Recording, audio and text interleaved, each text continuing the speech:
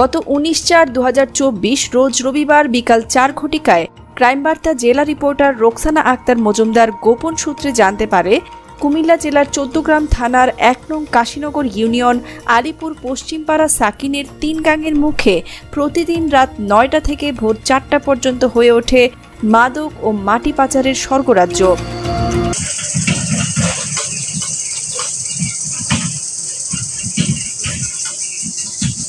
খবরটি পেয়ে বিষয়টি অফিসকে অবগত করে মৌখিক অ্যাসাইনমেন্ট নিয়ে সাংবাদিক রোকসানা চলে যান তথ্য সংগ্রহে।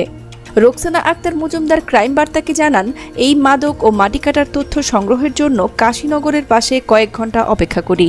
এরপর আবারও গোপন সূত্রে জানতে পারি দুষ্কৃতিকারীরা মাদক ও মাটি কাটা কাজ একযোগে শুরু করেন আনুমানিক রাত 9টায়। ওরে বাবা রে, দুনিয়া লয়ে গেছে।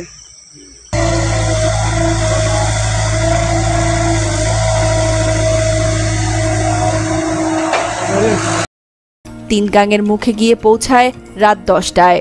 তারপর সরেজমিনে গিয়ে দেখি গোপন সূত্রে পাওয়া সংবাদ সম্পূর্ণ সঠিক। ভেকু দিয়ে মাটি কেটে লোড করছেন বেশ কয়েকটি ড্রাম ট্রাক।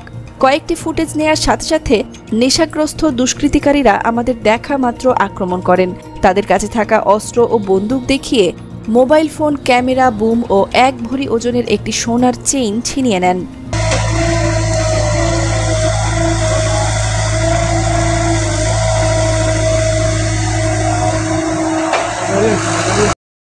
এ সময় তারা নানা রকমের হুমকি ধামকিও দিতে থাকেন। অনেক অকথ্য ভাষায় গালমন্দ করে এবং আজে বাজে কটূক্তি করে। এরপর সন্ত্রাসীরা আমাদেরকে বলে আমরা যা বলবো তাই বলতে হবে, তা না বললে এবং আর যদি কখনো ভুলেও এখানে এসে তথ্য সংগ্রহের জন্য আসি তাহলে আমাদের চিরতরে প্রাণ যাবে।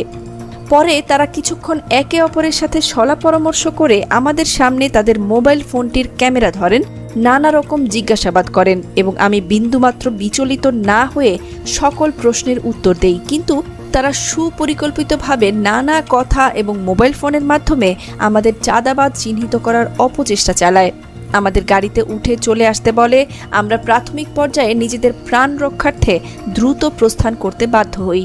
এ বিষয়ে 14 থানার ওসিকে বিষয়টা অবগত করে থানায় একটি অভিযোগ দায়ের করা হয় এবং তদন্ত সাপেক্ষে যথাযথ আইনি ব্যবস্থা নেওয়া হবে বলে আশ্বস্ত করেন।